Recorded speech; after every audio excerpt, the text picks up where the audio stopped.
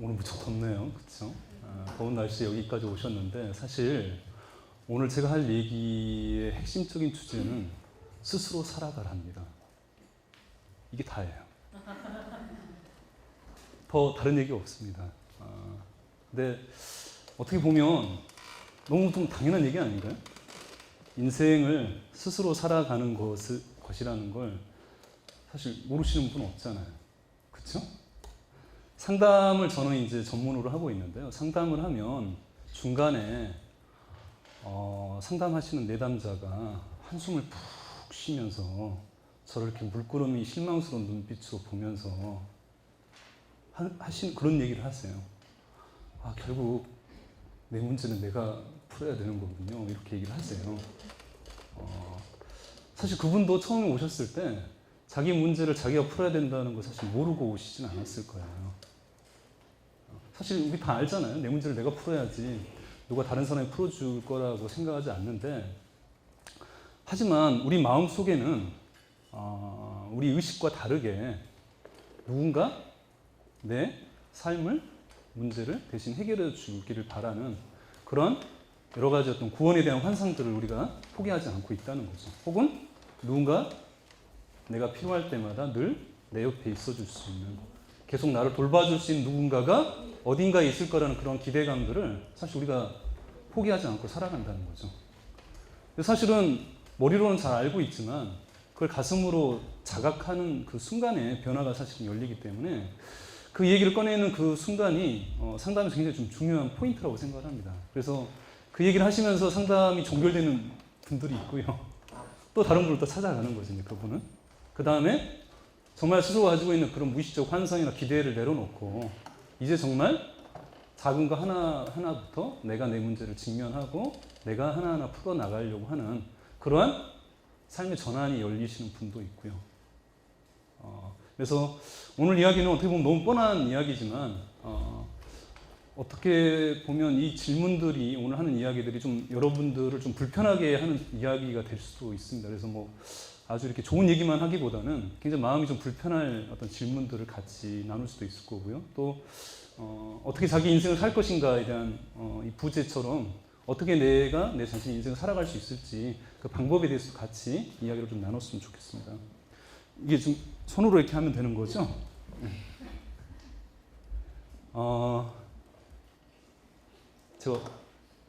저쪽에만 있으면 너무 좀 편중되어 있는 것 같아서 왔다 갔다 할게요. 혹시 무슨 동물인지 아세요? 스프링복이라는 아프리카의 양의 종류입니다. 양의 종류인데 육상 동물 중에서 가장 빠른 동물이 뭘까요? 치타입니다. 치타가 한 시속 120km 정도 달린다고 하네요. 이 스프링복은 시속 90에서 100km 정도를 달린다고 하고요. 점프력이 대단해서 스프링이잖아요. 스프링복이라서 3m에서 5m를 점프를 하면서 시속 100km를 달리는 거죠. 근데 이렇게 뛰고 달려도 시속 60km 달리는 사자한테 잡혀 먹는답니다. 근데 왜 이 얘기를 지금 처음 시작하냐면, 이 스프링복의 이 종의 특성이 어떤 특성이 있냐면, 처음에는 좀 흩어져서 자기 풀을 뜯어먹고 살다가 흩어져 있으면 뭐가 문제가 될까요? 좀 위험해지죠. 그렇기 때문에 맹수로부터 자기를 지키기 위해서 이제 무리를 이제 형성을 합니다. 그래서 이렇게 모여 다니는 거죠. 근데 모여 다니면 뭐가 단점이 될까요? 뭐가 문제가 될까요? 먹이가 이제 부족해집니다. 그래서 앞에 있는 애들이 이제 풀을 다 먹고 뒤에 있는 애들은 풀을 잘 못 먹게 되죠. 그래서 뒤에 이제 처진 애들이 중간에 앞에 가서 이제 먹이를 먹으려고, 풀을 뜯어 먹으려고 뛰기 시작합니다. 그럼 어떤 일이 벌어지냐면, 뒤에 누군가가 뛰기 시작하면 전체 스프링복이 이제 뛰기 시작하는 겁니다. 아까 얘기했던 3m에서 5m씩 점프를 하면서 시속 100km로 광란의 질주가 시작되는데, 뛰게 되면서 처음에 뒤에서 뛰었던 그런 스프링복뿐만 아니라 전체 스프링복이 멈출 줄은 모른대요. 그래서 처음에는 원래 앞에 가서 먹이를 먹으려고 했는데 다 뛰니까 그 앞이라는 게 존재하지 않잖아요. 그래서 계속 이렇게 달리는 거예요. 그래서 나중에 어떻게 멈추느냐, 비극적인 얘기지만 벼랑 끝에 가서 가속도를 멈추지 못하고 90% 가깝게 벼랑이 썰어져 죽는데요. 제일 뒤에 쳐졌던 10% 정도가 살아남아서 다시 또 흩어져서 이렇게 개체 생활을 하다가 다시 또 무리를 형성하고 또 무리가 커지면 질주가 시작되고 또 죽게 되는 이런 이제 패턴들이 반복된다는 거죠. 너무 멍청하지 않나요? 그쵸. 자기가 사실 어디로 뛰는지도 모르고 왜 뛰는지도 모르고 이렇게 광란의 질주를 달려서 그 파멸을 향해 정말 치닫는 거잖아요. 근데 우리가 이 스프링복을 멍청하다라고 과연 얘기할 수 있을지 한번 생각을 한번 해봤으면 좋겠고요. 나는 내 삶이 지금 어디로 가고 있는지 정말 알고 뛰어가고 있는지 살아가고 있는지 오늘 이 시간 같이 한번 생각을 해봤으면 좋겠습니다. 처음부터 좀 무겁게 좀 시작을 했는데요. 제가 이제 2007년도에 굿바이 게으름이라는 책을 썼어요. 보신 분이 있는지 모르겠지만 그래서 거기서 말하는 그 게으름의 정의가 사실 우리가 일반적으로 알고 있는 게으름의 정의하고 약간 좀 다른 건데요. 우리가 일반적으로 게으름하면 사실 보통의 기준으로 얘기를 하면 활동량이 기준입니다.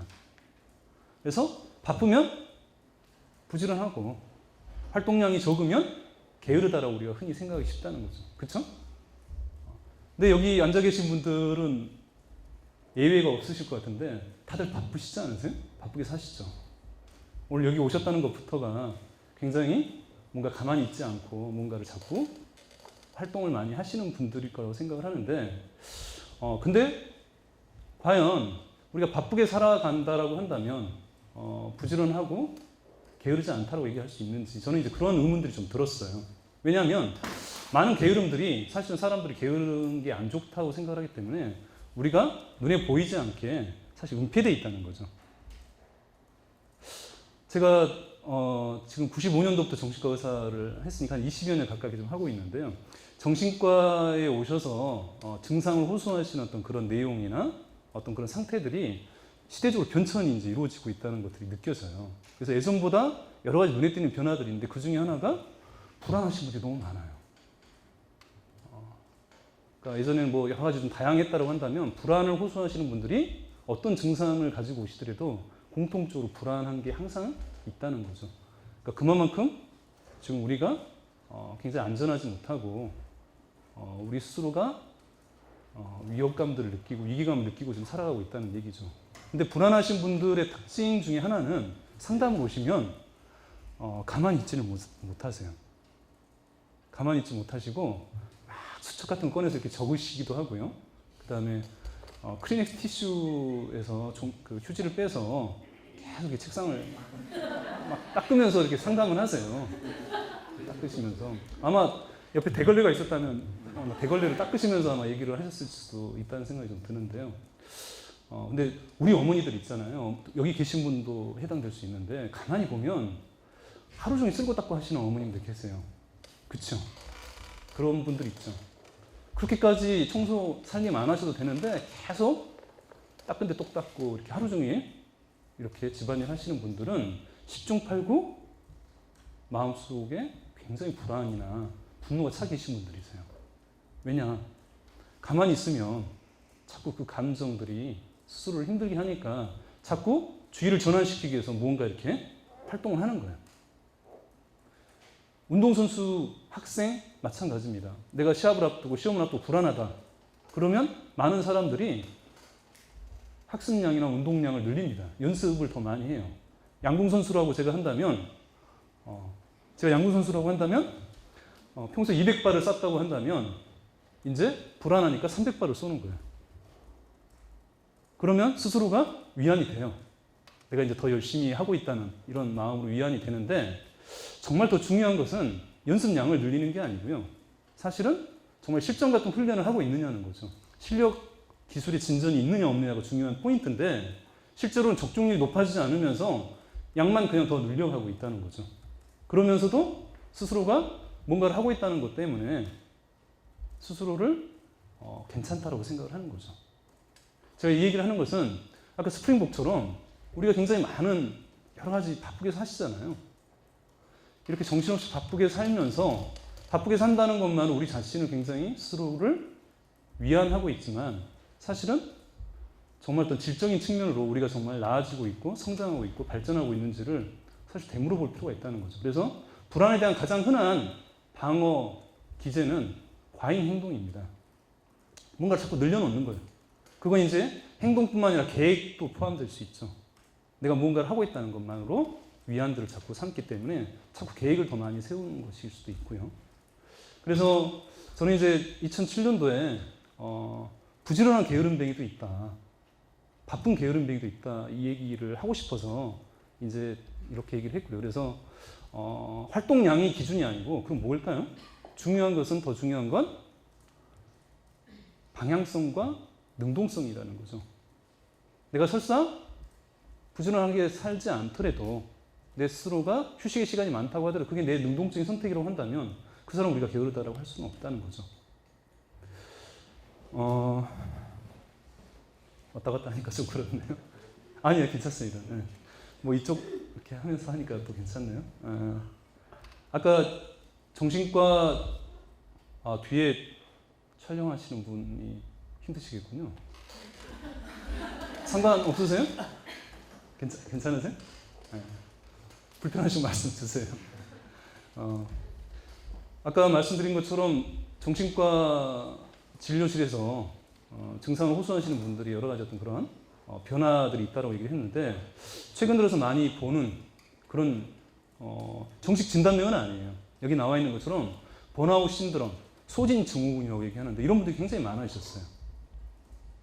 이 소진 증후군은 우울증하고 좀 달라요. 소진 증후군은 열심히 살던 사람이 굉장히 열심히 살던 사람이 갑자기 어느 순간에 말 그대로 배터리가 나가는 것처럼 소진 상태, 탈진 상태가 돼버리는 거예요. 그래서 급격하게 무기력한 상태로 이제 빠져버리는 거죠. 갑작스럽게. 자동차라고 한다면 우리가 사실은 기름이 떨어지면 주유등의 불이 이제 켜지잖아요. 그래서 기름이 바닥나기 전에 이제 주유를 하게 돼서 그런 일들 멈춰서는 일은 없는데 우리들은 사실은 뭔가 그런 신호들을 무시하고 잘 보이지가 않기 때문에 스스로가 어느 정도 에너지가 지금 있는지를 모르고 막 쓰다가 어느 순간에 탈진 상태나 이렇게 소진이 돼버린다는 거죠. 돌연사 얘기 들어보셨죠? 혹시 주변에 너무 갑작스럽게 세상을 떠나신 분들이 아마 있을 수도 있을 거예요. 특히 이제 40대, 50대 남성분들 많이 이제 돌연사가 있는데 저의 개인적인 생각은 저는 엄밀한 의미에서 돌연사는 거의 없다. 왜냐? 그 전에 여러 가지 신체적인 심리적인 증상들이 경고 증상들 다 있었던 거예요. 머리가 아프거나 이유 없이 너무 피곤하거나 소화가 안 되거나 가슴이 계속 답답하거나 어떤 이런 증상들이 계속 있었는데 어떻게 있겠어요? 다 무시한 거죠. 무시하고 이 정도 힘들지 않은 사람이 어디가 있어? 다 힘들지 나만 그런가? 이런 생각을 하면서 계속 열심히 살아야 된다 라고 스스로를 돌보지 않고 계속해서 경고등이 켜졌음에도 불구하고 계속 달린 거죠. 그러다 보니까 어느 임계점을 넘어서게 되는 순간 말 그대로 돌연사가 생기고요. 정신과에서도 아까 말씀드렸던 것처럼 정말 열심히 잘 살던 사람이 어느 날 갑자기 이렇게 무기력한 상태로 빠져버리기도 하고요. 또 특별하게 문제없이 지낸다고 생각을 했는데 어느 날 갑자기 불안 발작이 찾아옵니다. 공황장애라고 얘기를 하죠. 이런 공간에서 갑작스럽게 질식할 것 같은 그런 불안 발작을 경험을 하고 오게 되는 거죠. 그래서 내가 왜 이런지 모르겠어요. 왜 갑자기 이렇게 불안해졌는지 모르겠어요. 이렇게 얘기를 하시는데 상담을 해보면요. 다 경고 증상이 있었다는 거죠. 근데 다 무시하는 거예요. 내가 내 자신의 몸의 신호나 마음의 신호들을 스스로가 다 이 정도는 괜찮다고 생각을 하고 또 여기서 이대로 내가 쉬면 안 되고 멈춰서는 안 되기 때문에 계속 앞으로만 가야 된다는 이런 생각들 때문에 자기 자신을 돌보지 못하고 그렇게 힘든 상황까지 자기 자신을 내몰게 되는 거죠. 마치 여기 마구가 있고 쓰러진 말이 있는데 똑같습니다.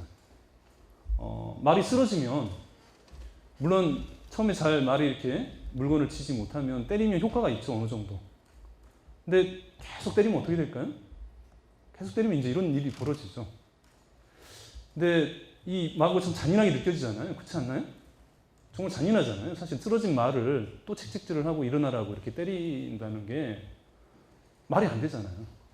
말을 좀 이렇게 회복하도록 해주는 게 마부의 어떤 일임에도 불구하고 굉장히 잔인하게 느껴지지만, 제가 질문 드리고 싶은 것은, 내가 나를 대할 때 이 마부와 말의 관계처럼 내가 나를 그렇게 대하고 있는 건 아닌지 우리가 한번 생각해 보자는 거죠. 저는 그렇게 살았어요. 제가 여기 나와 있는 이 마부처럼 제 자신을 그렇게 대한 거죠. 뭔가 내 마음에 안 들고 뭔가 내 생각에, 내 기준에 내 자신이 부합되지 못하면 저를 계속 제 스스로가 채찍질을 하는 거예요. 비난하고.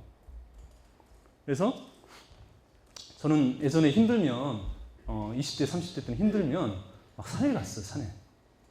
스트레스를 풀려고 산에 갔는데, 산에 가는 거 좋잖아요. 좋은데 저는 산에 가는 이유가 다른 게 아니라 제 자신에 대한 하나의 그런 처벌 같은 의미예요. 혹은 극기 훈련하러 가는 겁니다. 그래서 지리산에 많이 갔는데 그 가서 먹는 것도 잘 안 먹고요. 그 다음에 그 지리산 천왕봉 정상까지 얼마나 빨리 갔다 오느냐가 관건이에요. 그래야지 내가 나를 넘어섰다라고 느끼는 거기 때문에 그 종주하는 데까지 걸리는 시간을 빨리 단축시키는 게 내가 나 자신한테 극기하는 훈련이라고 생각을 했기 때문에, 어느 날 한번 갔다가 정말 말 그대로 이렇게 탈진 상태로 쓰러졌어요. 형제봉 근처에서. 정말 그렇게 되더라고요.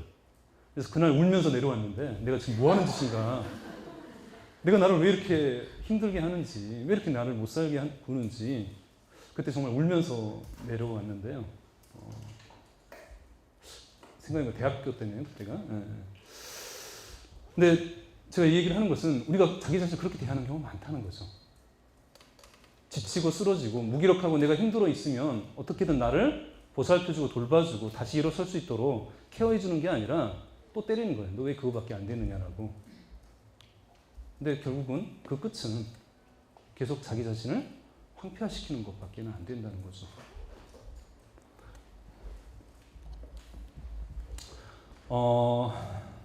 최면 받아보신 분 계신지 모르겠네요. 최면 받아보셨어요, 혹시? 안 하셨죠? 모르겠죠. 레드선. 최면을 이렇게 걸고요. 깊은 최면 상태에서 암시를 겁니다. 당신은 최면이 깨어나면 일어나서 춤을 춥니다. 이렇게 딱 암시를 걸어요. 혹은 당신은 최면이 깨어나면 일어나서 창문을 엽니다. 이렇게 이제 암시를 겁니다. 그러면 그분은 암시 걸렸다는 걸 몰라요. 최면 상태에서는. 그래서 최면에서 깨어나면 실제로 일어나서 춤을 추고요. 그 다음에 일어나서 창문을 열러 갑니다. 그럼 제가 물어봅니다. 지금 왜 춤을 추세요? 지금 왜 창문을 여세요? 그럼 뭐라고 대답하실 것 같으세요? 그 상황이라면? 모르겠다고 대답하실 것 같으세요? 근데 지금 왜 춤을 추시냐고 제가 물어봤는데 모르겠는데요 라고 대답하면 좀 이상하게 보이지 않을까요? 그쵸? 창문을 열었는데 왜 창문을 여셨어요? 라고 물어봤는데 모르겠는데요 라고 대답하면 본인이 행동하고 본인이 모르겠다라고 하면 좀 이상하잖아요. 뭐라고 대답할까요? 실제로 물어보면 뭐라고 대답할까요? 창문을 왜 열었냐고 여쭤보면 뭐라고 대답하겠습니까? 네? 그렇죠. 더워서요. 아, 너무 답답한데요? 환기가 좀 필요한데 이렇게 대답을 합니다. 얼마나 그럴싸한 대답입니까? 맞죠? 말 되잖아요. 자기 자신이 덥다고 생각을 해서 판단을 해서 본인이 행동을 한 거잖아요. 그럼 그건 사실인가요? 그 사람이 더워서 문을 열었을까요? 답답해서 열었을까요? 그 사람은 왜 열었습니까? 왜 열었죠? 암시 때문에 연 겁니다. 다른 이유가 없어요. 암시가 걸렸기 때문에 여는 거죠. 그게 그 사람의 자율적인 행동일까요? 그게 그 사람의 어떤 사고와 판단에 의해서 본인이 했던 행동이 과연 자율적인 행동이냐는 거죠. 아니죠. 암시에 의한 타율적인 행동이죠. 근데 본인은 그걸 몰라요. 자기가 그렇게 대답해놓고 정말 자기는 그 이유 때문에 했다라고 믿고 있는 거죠. 너무 그럴싸하니까요. 이 얘기를 하는 이유는 지금 우리가 판단하고 결정하고 행동을 하고 있잖아요. 그렇게 스스로 살아가고 있잖아요. 근데 그게 과연 내 생각이고 내 판단일까요? 우리 이 생각을 한번 해보자는 거죠. 상담을 하시다 보면 자기 자신을 사랑할 수 없고 내가 행복할 수 없다고 하시는 분들이 너무 많습니다. 내가 생각하는 어떤 조건과 기준에 맞지 않기 때문이죠. 나는 이런 사람이어야 되고 내 삶은 이래야 되는데 나는 불만인 거죠. 내 자신을 인정할 수 없는 거예요. 마음에 안 든다는 거죠. 근데 어떤 그런 조건과 기준이 있잖아요. 내가 명문 대학을 못 나왔건, 내가 연봉이 작아서건, 내가 외모가 어떻든간, 또 우리 집안이 어떻고, 내가 사람들 앞에서 사교적이지 못하고 유머 감각도 없고 이런 어떤 여러 가지 이유들 때문에 내가 내 자신을 인정할 수 없고 사랑할 수 없고 마음에 안 든다라고 생각하는 그 기준과 조건이 과연 어디에서 나왔냐는 거죠. 그게 내가 가지고 있는 내 생각인가요? 그 조건과 기준이? 제가 자주 한 이야기라서 혹시 들으신 분도 있을 것 같은데, 제가 이제 아내랑 크게 싸운 적이 여러 번 있는데 그 중에 한 번은 큰아이가 이제 열이 좀 나서 한 39도가 넘었어요. 그래서 아내는 학교에 보내지 말자라고 얘기를 했고 저는 병원에 입원할 정도가 아니면 학교를 보내자라는 입장이었죠. 누가 이겼을까요? 네? 근데 아내가 이제 얘기를 하는 겁니다. 나는 이해가 안 된다. 얘가 이렇게 아픈데 지금 이 상태에서 학교를 가면 더 회복만 늦어지고 공부도 안 될 거고 다른 아이한테 전염도 시킬 수 있는데 뭐하러 학교를 가냐는 거죠. 집에서 차라리 푹 쉬고 내일 좀 더 나은 상태에서 가면 될 거 아니냐. 이 얘기를 듣는 순간 뭐라고 할 말이 이제 없는 거예요. 근데 할 말이 없다고 제가 물러나면 안 되잖아요. 우겨야 되잖아요. 그래서 아이를 약하게 키우면 안 되지. 응? 이 정도 가지고 학교를 어떻게 안 보내라고 이제 저는 이제 그때부터 이제 역정을 내는 거예요. 근데 결국 아내가 학교를 안 보냈어요. 저는 출근 시간 때문에 이제 집에서 나왔는데 너무 화가 나는 거예요. 보내지 말자고 했는데 보내라고 했는데 아내가 안 보냈으니까. 그래서 상담을 오전에 하는데 하나도 안 들리는 거예요, 상담들이. 막 이렇게 너무 이제 분통이 나고 화가 나서 아니 내가 다른 사람도 아니고 내가 의사인데 내가 병원에 의사인데 가도 된다고 했는데 왜 안 보내냐는 거죠. 그래서 막 이렇게 올라오는 거예요. 그래서 이제 점심 때 뭘 먹었는지 모르겠지만 밥을 먹었어요. 사람이 이제 포만감이 느껴지면요 좀 너그러워집니다. 자율성도 다 배가 어느 정도 불러야지 자율적이고 타율적이 이게 중요한 거지. 근데 실제로 배가 부른 상태에서 자기 조절력이 더 향상되고 배가 고프면 자기 조절력이 굉장히 떨어집니다. 의지력이. 그래서 너무 다이어트 하지 마세요. 너무 다이어트 하지 마시고 아무튼 규칙적인 식사를 하셔야 되는 건데 근데 아무튼 밥을 먹고 나니까 이제 좀 약간 여유가 생겨서 그런지 제 생각에 대해서 생각을 해보는 거예요. 아무리 아파도 학교는 가야 된다라고 생각하는 내 생각이 과연 내 생각인가라고 이제 제가 질문하게 되는 겁니다. 생각을 해보면 해볼수록 이게 내 생각이 아니에요. 이게 도대체 어디서 왔나를 생각을 해보니까 어디서 왔겠습니까? 그렇죠. 저희 아버지한테 온 겁니다. 저희 아버님이 말단 공무원이셨는데 제가 기억하기로는 맹장 수술 하러 2박 3일 입원하실 때 빼고 말 그대로 인생의 그 3일 빼고 아마 30년을 정년하셨다면 30년 동안 하루도 빠지지 않고 출근 시간이 8시면 7시까지 직장에 가셨던 분이 1시간 전까지. 가장 먼저 출근해야 된다는 게 아버님이 신조예요. 승진은 가장 늦으셨죠. 그래서 저는 부지런한 게 다가 아니구나 이런 사실을 일찍이 알고 있었어요. 일찍이 알고 있었고요. 그래서 술을 안 드시는 분인데 한 1, 2년 만에 한 번씩 대취해가지고 오실 때가 있습니다. 대취해서 골목길에서부터 선구자를 부르고 오세요. 일송정 하면서 이렇게 오시는데 그날은 무슨 날일까요?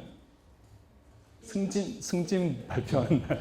승진 탈락되셔가지고 이제 분하고 억울하고 독립운동 하시는 것처럼 그 심정을 가지고 이제 오시는 겁니다. 그래가지고 오셔서 너희들은 나처럼 살지 말아라.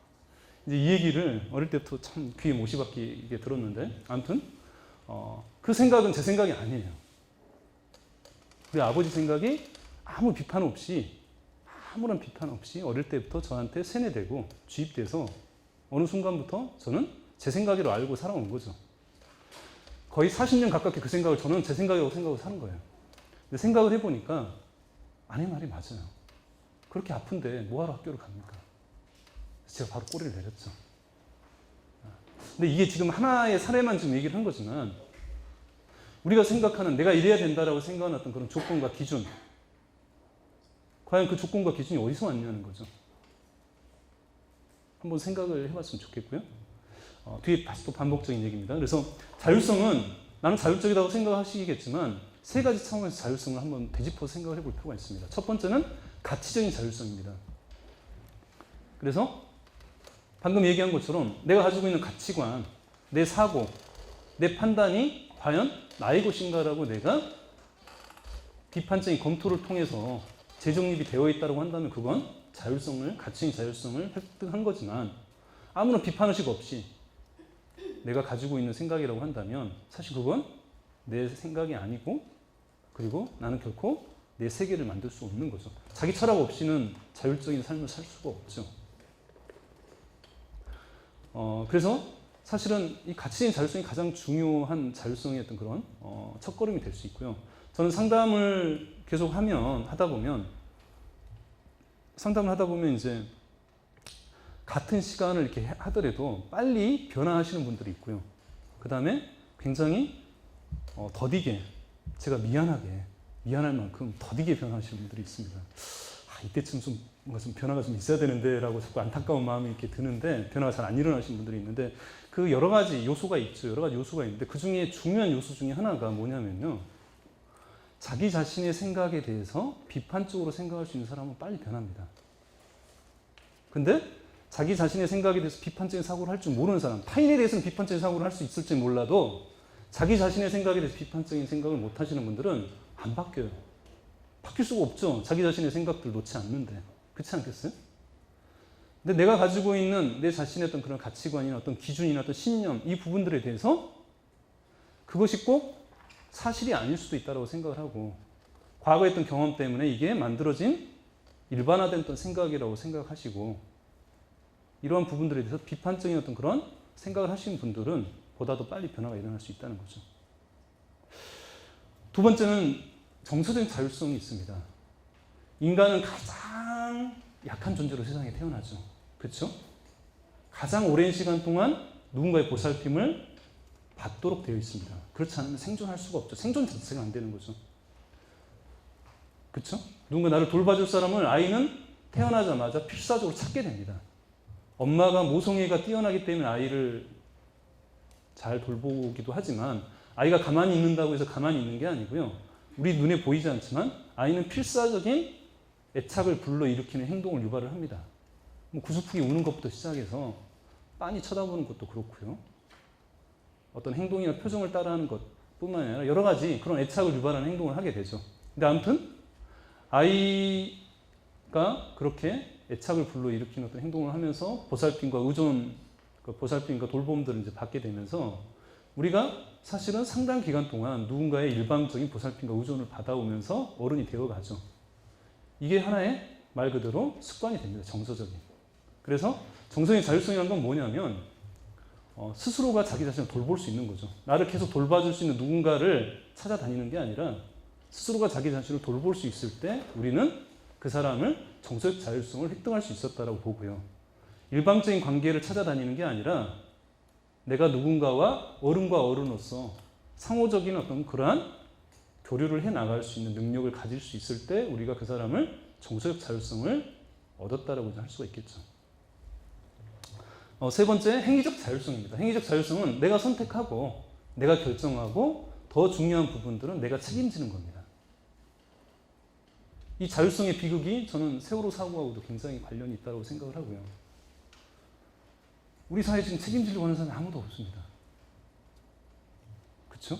부끄러워하지도 않고 책임지지도 않고 그 부끄러움과 책임을 잃어버린 우리 사회의 어떤 그 자화상이 아마 이 세월호 사고에 압축되어 있지 않았나 이런 생각들이 좀 들고요.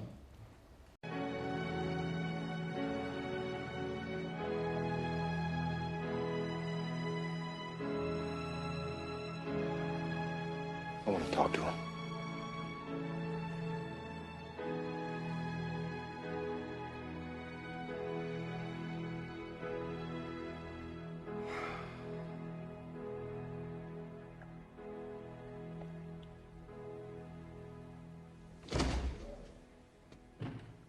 Truman. You can speak. I can hear you.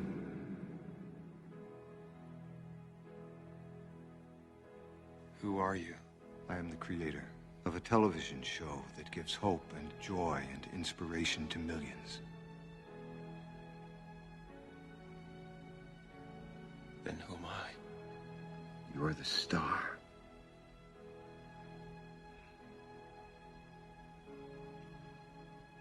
Was nothing real? You were real. That's what made you so good to watch. Listen to me, Truman.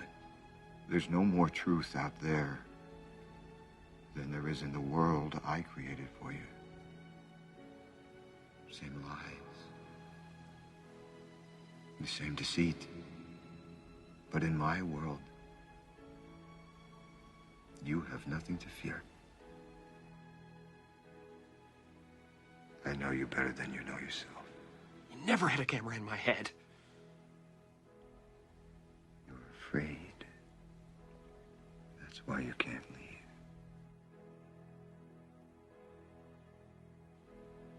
It's okay, Truman. I understand. I have been watching you your whole life. I was watching when you were born. I was watching when you took your first step. I watched you on your first day of school. The episode when you lost your first tooth. You can't leave, Truman. Please, God. You belong here You can do it. with me. Talk to me. Say something. Well, say something, goddammit. You're on television. You're live to the whole world.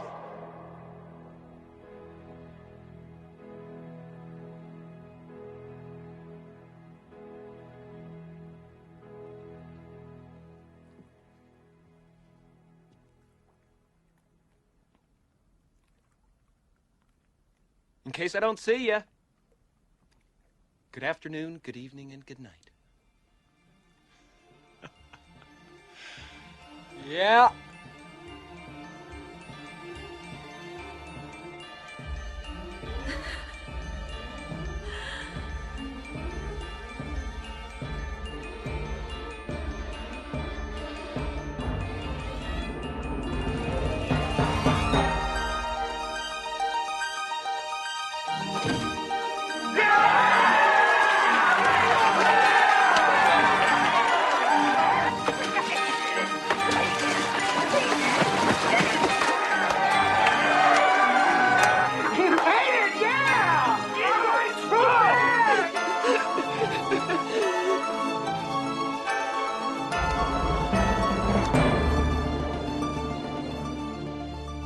Cease transmission. Ceasing transmission. 인생을 살면서 위기가 이제 오기 마련인데요. 인생의 위기가 보편적으로 겪어야 될 위기가 크게 두 가지가 있죠. 하나는 이제 사춘기가 있고요. 또 하나는 이제 중년 위기를 겪게 되죠. 이것은 공통적인 어떤 그런 위기라서 누구나 다 피해갈 수 없습니다. 이 두 가지 어떤 그런 위기의 공통점은 내가 내 인생을 살지 못하고 있다는 것에 대한 문제에서부터 시작을 하는 겁니다.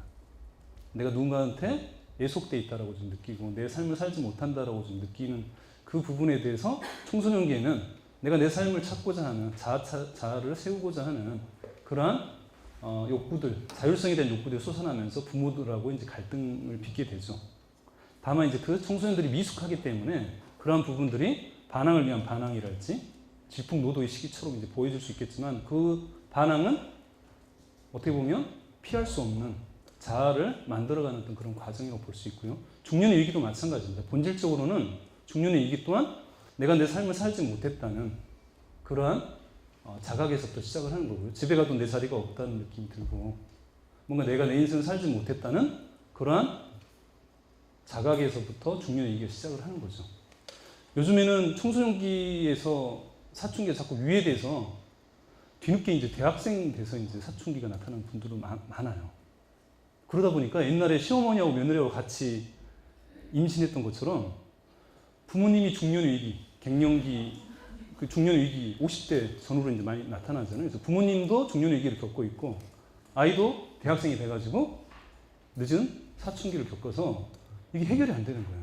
서로가 굉장히 예민해지고 굉장히 정서적으로 불안정한 상태라서 서로 충돌을 멈출 수가 없는 거죠. 그래서 대학생 자녀와 뒤늦은 사춘기를 겪는, 그 다음에 중년의 위기를 겪는 부모님들이 정말 부딪히는 경우가 참 많은 것 같아요.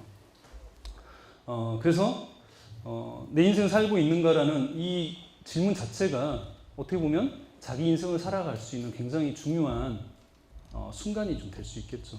이렇게 어떤 투쟁이나 갈등으로 나타날 수 있지만 그러한 부분들이 잘 다듬어질 수 있다고 한다면 보다 더 자기 자신의 인생을 살아갈 수 있는 방향으로 되게 되는데 중년의 위기도 마찬가지입니다. 저는 이제 상담을 하기 때문에 이제 잘 적응하지 못하시는 분, 중년의 위기를 잘 넘어가지 못하시는 분들을 보죠. 어떤 모습일까요? 우울증에 빠지기도 하시고요. 또 중독의 문제를 많이 빠지시죠. 뭐 도박이 됐든 뭐 여러 가지 이런 문제였던 도박, 알코올 이런 문제가 되고 또 많이 나타나는 거 있죠. 중년의 위기를 또 사람들이 어떻게 비적응적으로 풀까요? 외도 많이 하잖아요. 외도로 나타나고요. 근데 또 적응적으로 나타나시는 분들 굉장히 많습니다. 그렇죠? 뭔가 청바지를 다시 꺼내 입고 뭐 밴드 활동을 하고 클라이밍을 하고 뭐 바이크를 타기도 하고 책을 쓰기도 하고 그리고 춤을 배우러 다니기도 하고 전원 농장, 주말 농장을 하기도 하고 혹은 귀농도 하기도 하고 뭔가 창업을 시도하기도 하고 또 어떤 그런 영성 프로그램이나 어떤 심리학이나 인문학에 대한 깊이 있는 공부를 하게 되고 이런 어떤 변화들이 다 사람마다 가지고 있는 유형별로 그 중년의 위기를 벗어나게 되는데 그 공통점은 뭐냐면 자기 세계를 만들어가는 거예요. 그게 이제 자기마다 다 다른 유형, 자기의 어떤 그런 성격 유형마다 다 다른 형태지만 어떤 식으로든 자기 세계를 만들어가는 사람들은 이 중년의 위기를 벗어나게 되는 거죠. 생산적으로. 혹은 또 봉사를 하시는 분도 많죠. 그래서 결국은 우리가 자기 세계를 만들어 나가지 않으면 삶은 계속 힘들 수밖에 없어요. 왜냐하면 인간의 여러 가지 욕구가 있는데 그 중에 자율성의 욕구라는 것 자체가 굉장히 중요한 욕구이기 때문이죠. 이 얘기는 좀 뒤에 다시 이제 얘기를 하겠지만 자율성의 욕구라는 것은 밥을 먹는 욕구하고 똑같습니다. 밥을 안 먹고 우리가 살 수 없는 것처럼 자율성이라는 욕구가 계속 억압되고 결핍이 되면 사람이 정신적으로 병들 수밖에 없다는 거죠. 자기 자신을 움직이는 걸 우리가 이제 동기라고 하죠. 우리를 움직이게 하는 힘을 동기라고 하는데 동기는 크게 보면 세 가지 요소가 있습니다. 인지, 감정, 욕구가 있는데 많은 현대인들이, 많은 우리들이 사실은 이 세 가지의 어떤 그런 조화, 균형을 맞추지 못하고 감정과 욕구가 굉장히 마비되어 있거나 고장나 있는 분들이 굉장히 많습니다. 왜냐하면 그것들을 다 내가 가지고 있는 신념이나 어떤 생각으로 다 누르는 거예요. 그리고 이런 부분들이 계속적으로 억압들이 되다 보니까 어느 순간부터는 더 이상 느껴지지 않는 거죠. 많은 분들이 내가 원하는 삶이 뭔지 모르겠어요 라고 호소를 하십니다. 근데요, 내가 원하는 삶을 알 수 있는 것은 사실은 내가 감정과 욕구를 잘 느끼는 것에서부터 시작을 하는 겁니다. 그렇지 않겠어요? 내가 어떤 감정을 가지고 있고 어떤 욕구를 가지고 있는지를 잘 느낄 수 있다면 내가 원하는 게 뭔지를 알죠. 왜냐하면 원하는 것은 내 감정이 보다 더 즐겁고 유쾌하다고 한다면 그게 내가 원하는 거죠. 그렇지 않겠습니까? 생각으로 절대 내가 원하는 걸 알 수는 없어요. 그래서 많은 사람들이 착각을 합니다. 이게 내가 원하는 것이라고 얘기를 했는데 사실은 원하는 게 아니라 원하는 것이라고 생각하고 있는 거예요. 말이 좀 어렵죠. 원하는 것과 원하는 것이라고 생각하는 게 성공 우울증이라는 말이 있습니다. 성공을 했는데 우울해요. 이게 어떻게 보면 좀 잘 안 맞는 단어였던 그런 조합이라고 생각할지 모르겠지만 아까 부지런한 게으름뱅이처럼 근데 실제로 많은 사람들이 성공 우울증을 앓고 있습니다. 내가 원하는 것을 해냈는데 내가 원하는 목표가 됐어요. 교수도 되고 뭐 예를 들어서 내가 책도 쓰고 내가 돈도 모으고 뭔가를 이렇게 내 목표를 달성은 했는데 그 순간부터 내가 우울해지는 거예요.